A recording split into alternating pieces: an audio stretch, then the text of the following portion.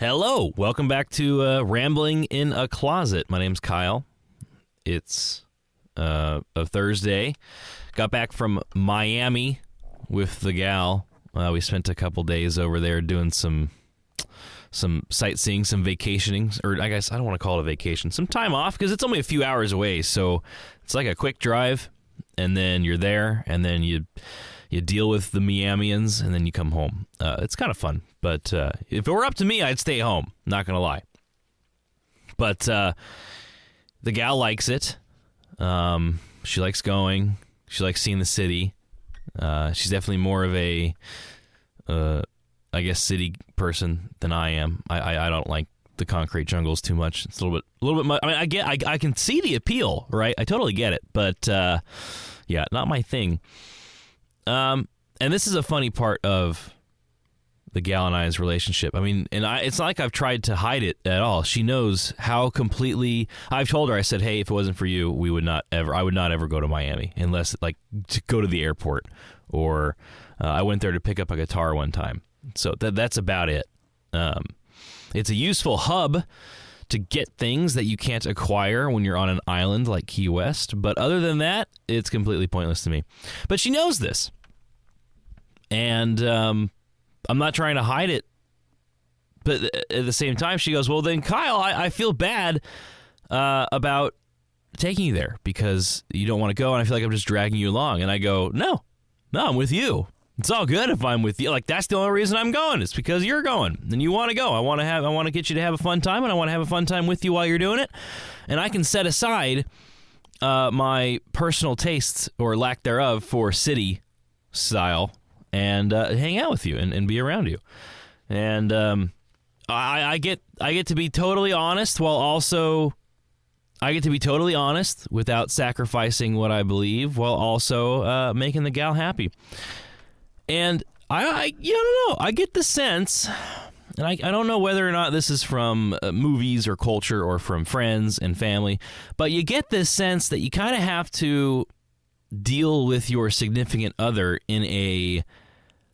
with white lies sometimes. It's like, oh yeah, I want to go. Like, okay, so another example, dance class. Now, this might indicate some flaws in me as a significant other.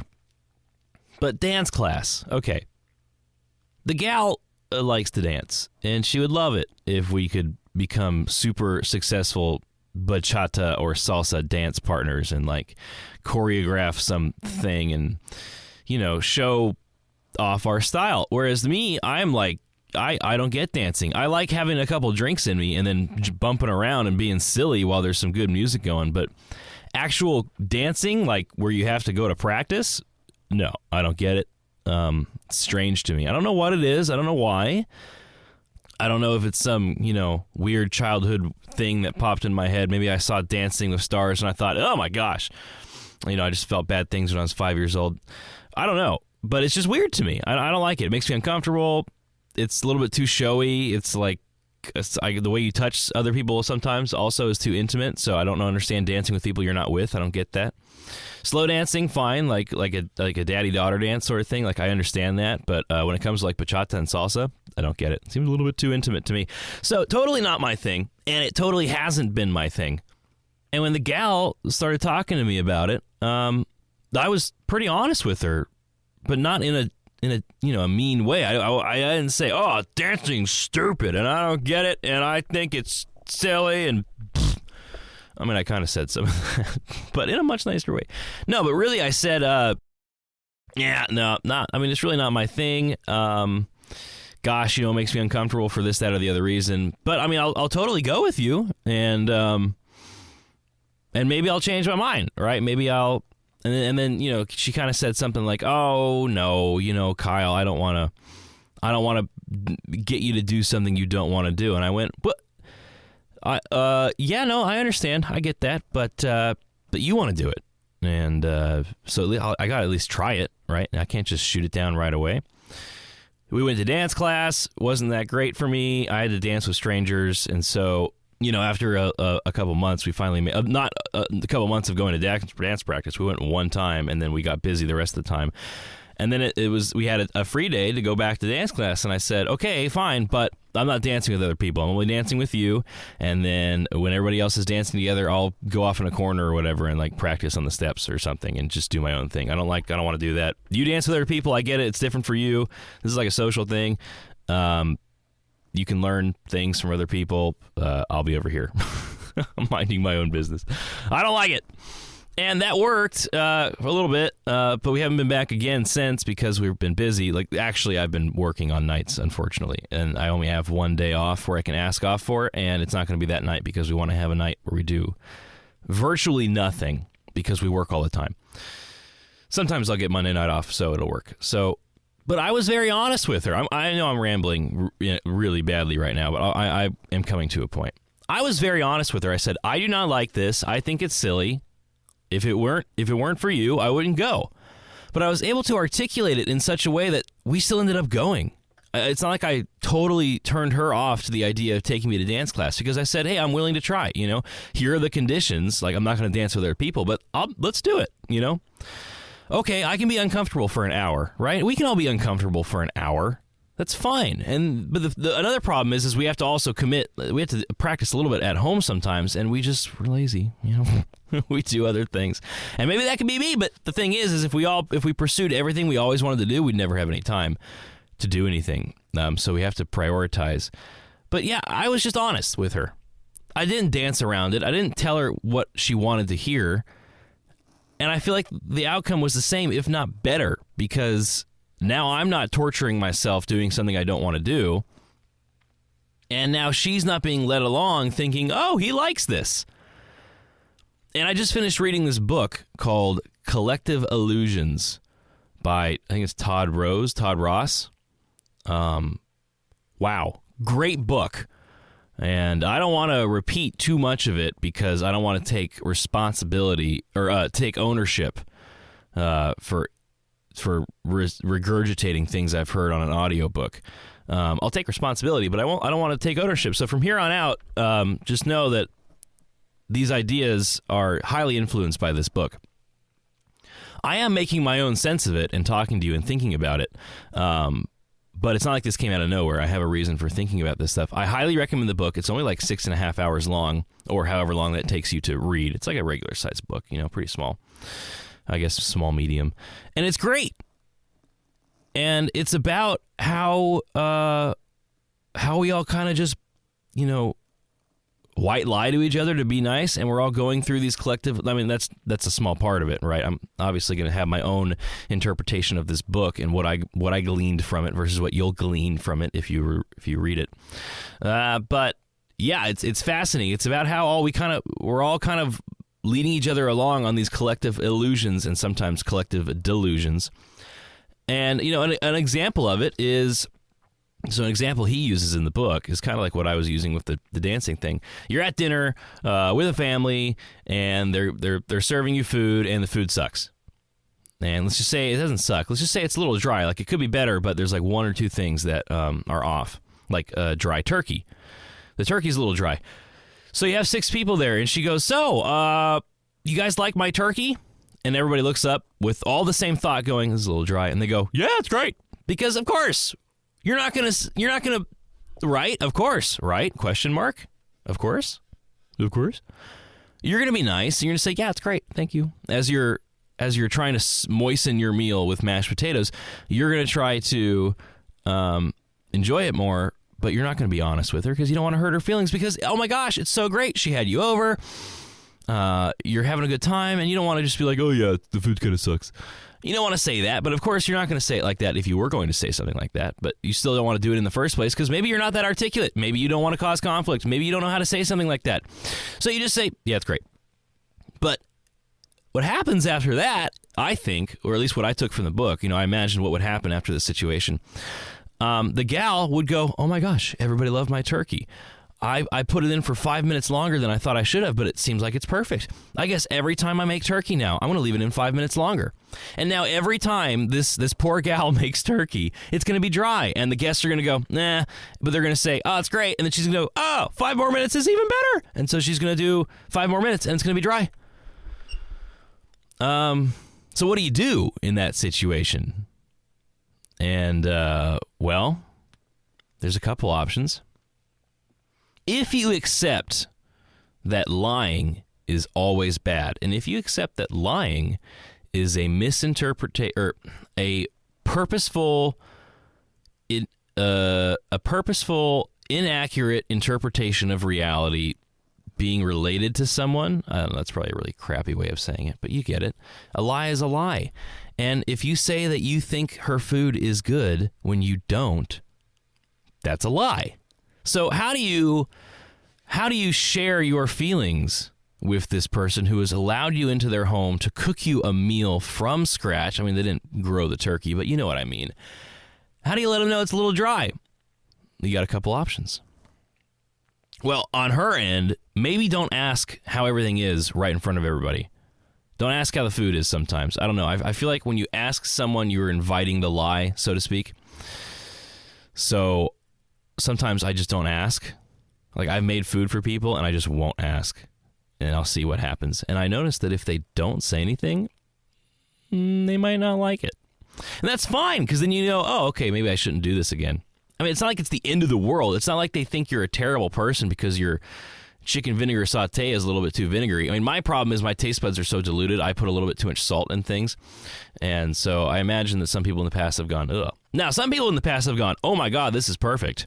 So, you know, I got to mix that up. But anyways, back to the point. What can you say to this poor gal whose turkey is too dry? Well, maybe you let's just say she asked it, hey guys, how's the turkey? And then before anybody says anything, you chip up and you say, you know what? I got to say, this is really great. And I really appreciate all being here. And the turkey's a little dry. I feel like you could, turkey's a little dry. But I feel terrible saying this because I'm so happy to be here with you, enjoying this meal. And yeah, I put a little bit of extra salt on there. Problem solved.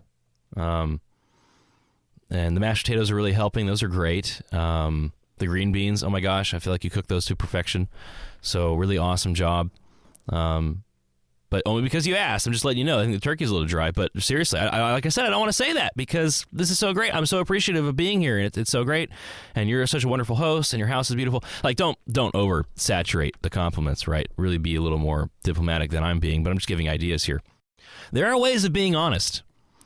And if we start working at that, then who knows what can be accomplished? Because all of these, and I'm going back to the Collective Illusions book now, I kind of gone off on a little bit of a tangent on how to answer that problem. But part of the reason why we are all living in a bunch of collective illusions is because we don't tell the truths to each other. We assume we are so, and this goes back to my what we think we know, or we don't know what we think we know episode, a few episodes back when it was still Good Knowledge, Evil Ignorance podcast. We are so bad at reading each other. We really are. I mean, we're good at it because we have to be, because we're evolutionarily programmed to do so. But now with technology and social media and the way we think about each other, we've gotten pretty bad because we're reading signs that sometimes aren't there, or we're misreading signs or not even paying attention to signs that are there that we haven't been told to pay attention to. And we have gotten really bad at reading each other. This is why we live in a bunch of illusions that we work with. The classic example is like you and like a friend do something together, and both of you don't like doing the thing, but because you both think that each other likes doing the thing, you're both doing it. And so like 5 years later, you're talking about it, and you go, hey, bud, actually, I just got to let you know, it's kind of funny. I never really liked doing that thing. And he goes, are you kidding me? I never liked doing that thing either. So we just both did a thing we didn't like because we both thought we liked it because we were trying to be nice to each other. I bet you we waste so much time and energy with crap like that, with just operating on false assumptions, and we could really get into trouble there. And I think to really exaggerate the point, and I know I'm going to mildly frustrate some people here, but I think it's a really good point. If you take this from Judgment with Love standpoint, kind of what I talked about a couple episodes or last episode, where being honest with someone and actually telling them and judging them in a way is actually coming from a place of kindness. It's coming from a place of, I care about you, and this is what I perceive you to be doing falsely. Here's my way of rectifying that. And by not being a jerk about it either, trying to do so in a really loving and wanting this person to succeed way. I've been thinking about, overweight people. And I'm not going to say fat people. Because I think fat people, I think we actually need to, I'm not a very, words are powerful and you should be sensitive kind of guy. I'm really not. I think you just kind of got to get over it. Some people use words and sticks and stones. I'm a big proponent of sticks and stones, But calling someone fat, that's actually pretty rude. Because you were labeling someone as a glob of yellow substance that resides in their gut. And that, you got to think about it that way. That's kind of rude. So I've been thinking about overweight people, and I was prompted to do so by outside influence. They said, "Hey, Kyle, you should talk about this." And I said, no. But he made a good point, because he wasn't saying, "Oh, you should talk about how dumb and stupid fat people are," because, A, fat people aren't necessarily dumb and stupid, no more so than you or I, or unfat people. Oh, look at that. I'm already doing it. Overweight people. My bad. I'm not going to say sorry, but my bad. See how deeply that word's ingrained in us, to call someone fat, to label someone. No wonder people get defensive. You're labeling someone as this disgusting substance that we all want to get rid of, or that we look at as bad. Yeah, I mean, he was like, Kyle, it's not that overweight people are bad. It's just that they've been being lied to by the culture and then they're being told that it's okay to be that way. And I'm not talking about a few pounds overweight. We both know, you and I know to what I'm referring to. I'm talking about overweight people. I'm not even talking about, I don't even want to say morbidly obese. I mean, I'm just people who they got a little extra on them, and in a way that's not healthy at all. As an example, you can look at Adele. There was one point where Adele was definitely overweight, but there was a nice little middle ground she found before she lost all her weight, where it was like, okay, I get it, little cushion on the edges, right? But you're not going to die of a heart attack when you're 30. So, but then she lost all this weight. Now she looks great, but she got a lot of crap for it, didn't she, Adele? She got a lot of crap for trying to lose weight from the fat pride movement, and I don't call it that. That's what they call it. The fat pride movement. And I'm all about not using that word anymore. But no, they're totally for it. Fat pride. And they said, oh, Adele is losing all this weight because she hates fat people. Well, I mean, I'm being a little loosey-goosey with the phrasing here, but that's kind of essentially what they said. I remember when this happened a year or 2 or 3 ago. And she got a lot of support, obviously. But and she's fine now, I'm sure. But yeah, I mean, she got a lot of crap for losing weight and being more healthy. And this is part of that. This is where I'm trying to go. I'm going all over the place. But what I was told or asked to talk about when it comes to overweight people is the lie that we tell each other that being overweight is okay. When I say okay, I should say healthy.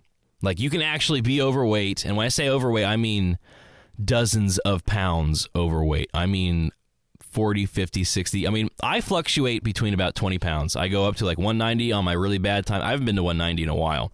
And then I can go all the way down to 170. And I really like me at 170. When I'm about 180, 185, I'm looking good. I just got a little bit of a dad gut. Once I'm pushing 190, the fat starts to go around the body, like the neck, the muffins, the arms. You start to actually notice, oh, Kyle, you're putting on some weight. And then once I drop it below about 185, 180, then it just becomes a gut thing. And once I'm around 170, the gut is manageable. But I'm not talking about 20 pounds here. I'm talking about 50 plus pounds extra on your carriage. And it's not even like this. This is why it's such a sensitive topic to dance around, because I would never go to an overweight person and say, you're dumb and stupid and lazy, and this is all your fault, and you need to lose weight. Like, to me, that sounds like such an ineffective way of handling things.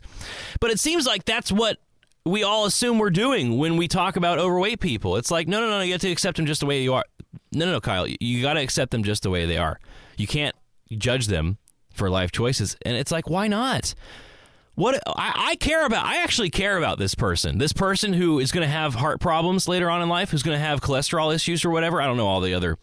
You're going to have a lot of problems. The longer you go, if you are overweight, especially if you don't start addressing it, they're going to have a lot of problems. Their life is going to be less than it could otherwise be. And you're saying I don't care about them? Of course I care about them. Whenever I see an overweight person, and like I said, overweight, not mildly chunky. I'm talking overweight. There's got to be a better word for it. I don't want to say morbidly obese either, because sometimes they're not obese, they're just overweight.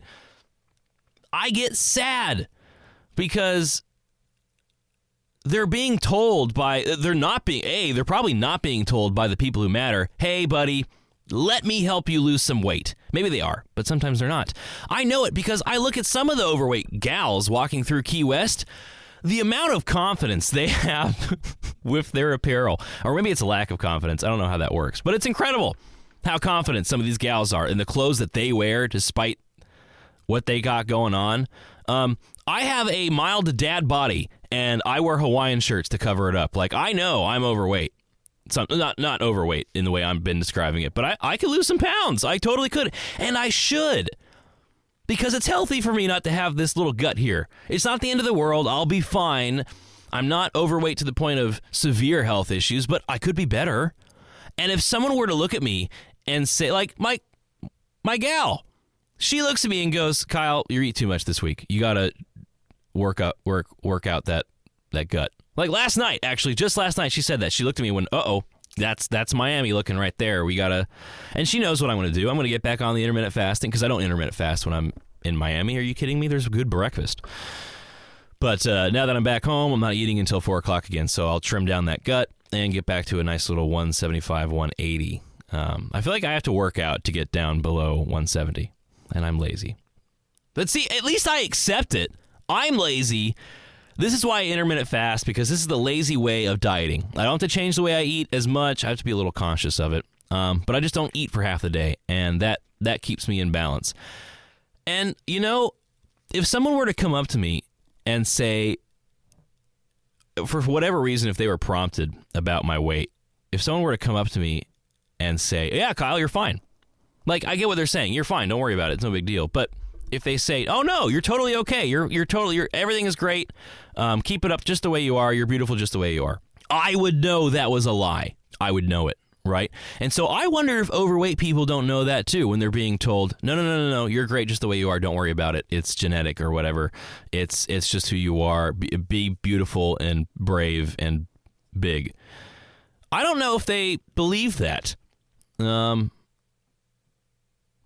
gosh, I feel so taboo talking right now, because the last thing I want to do is make anybody feel bad or disparage anybody or make it seem like I am criticizing overweight people, because I'm not. I genuinely believe in myself that I am reaching out a hand and trying to say, no, I actually do care about you. You're living an unhealthy lifestyle that will come back to bite you later on in life.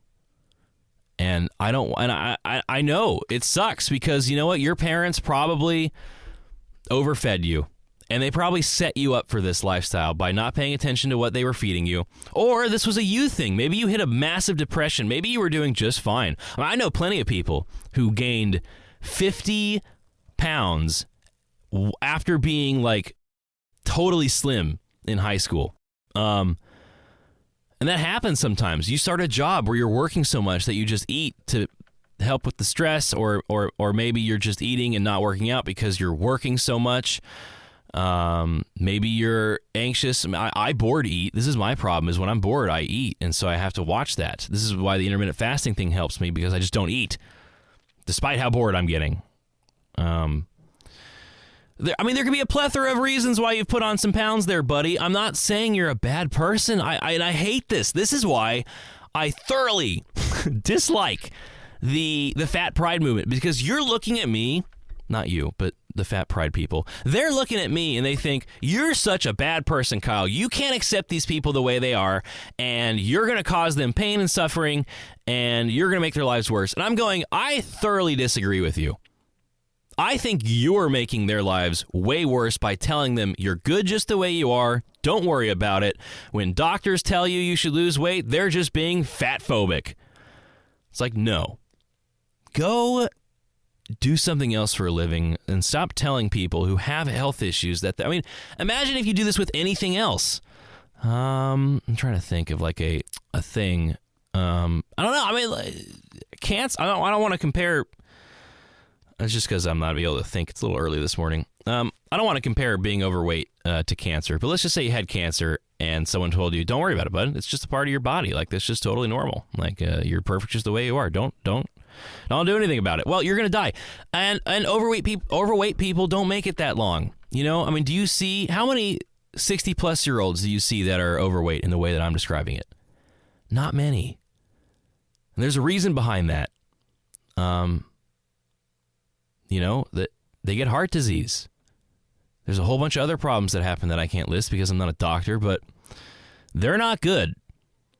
And you think that I'm being mean by looking at someone and commenting on saying, hey, bud, you're a little overweight, and maybe you should lose some of it. You think that makes me a bad person?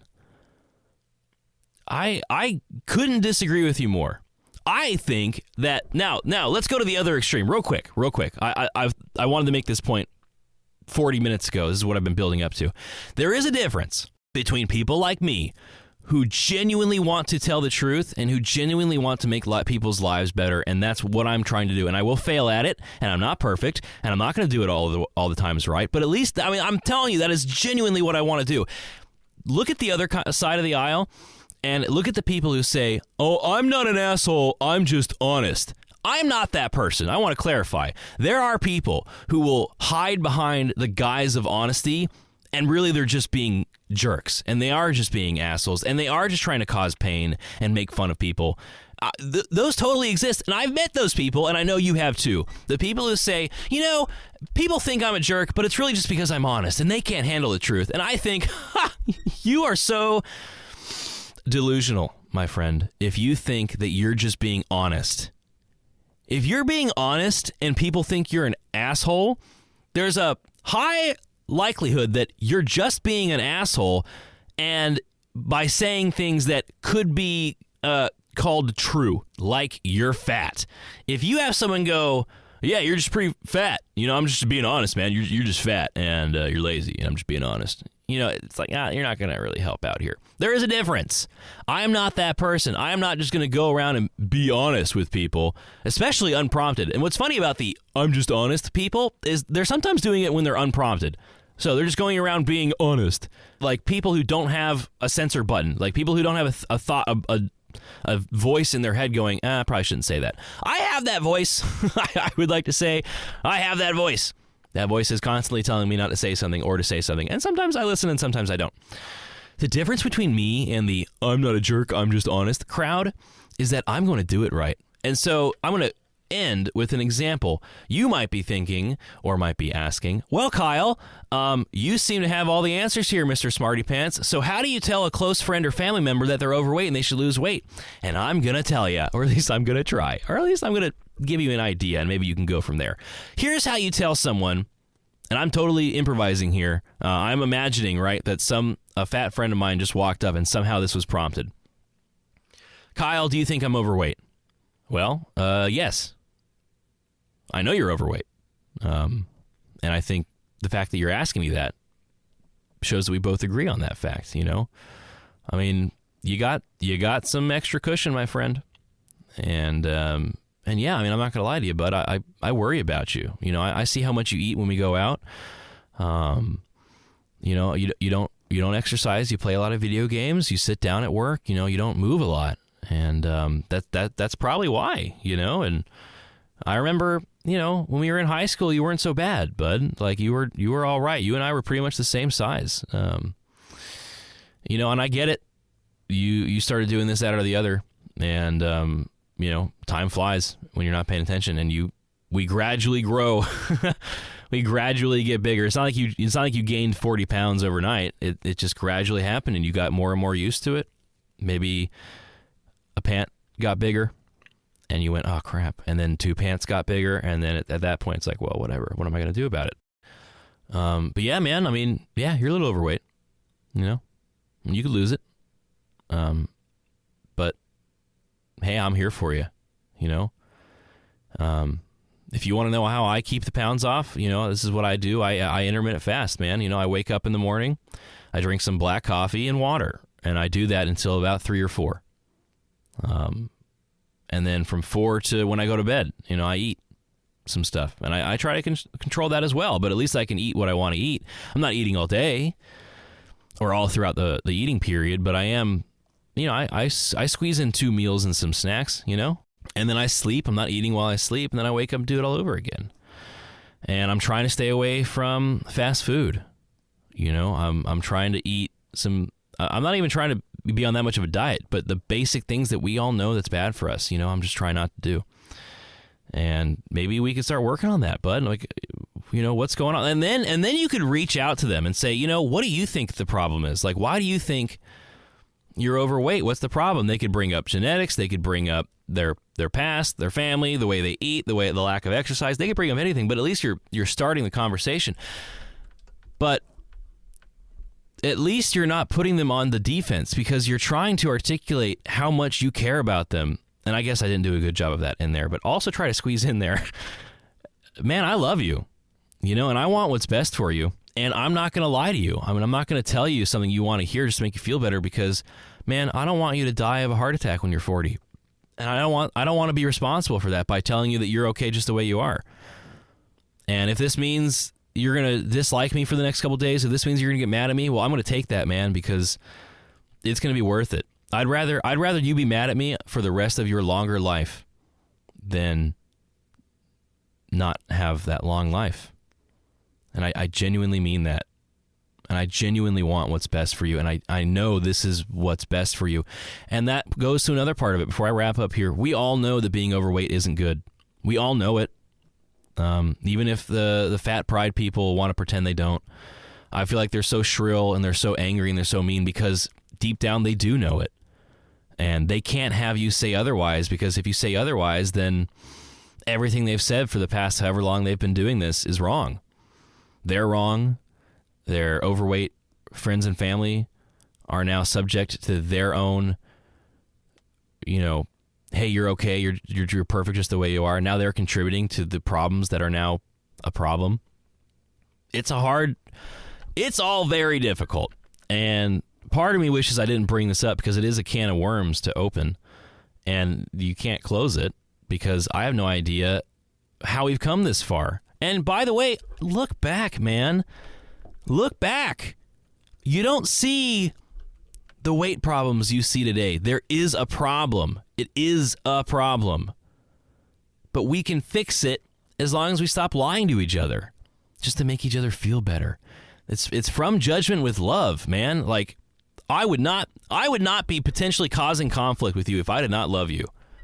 If I did not truly want what's best for you, no way. If you're, and oh God, I can't come to an end. It's already 34 minutes. If I meet someone who I thoroughly, like if I meet an overweight person and they are just miserable and they are just terrible, and I know I'm supposed to love everybody the way I'm supposed to love everybody unconditionally and treat them with kindness and respect and try to want what's best for literally everybody, but there are some times where people are just a little bit too miserable and my inner flawed human comes out. I am less likely to tell someone I don't like that they're overweight than I am to tell someone I do like.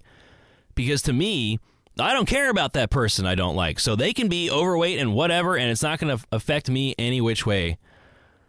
But my friend, yeah, I'm going to try to say something, and I'm not just going to be I'm not just going to be nice and lie and say what they want to hear and make them feel better, because first of all, they know I'm lying, obviously.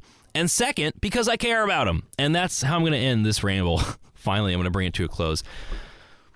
This is not a I'm not a jerk, I'm just honest thing, because that is so immature it's not even funny. But this is a I love you, and I'm going to try to tell you this in the most, nice way possible, but yeah, you're a little overweight.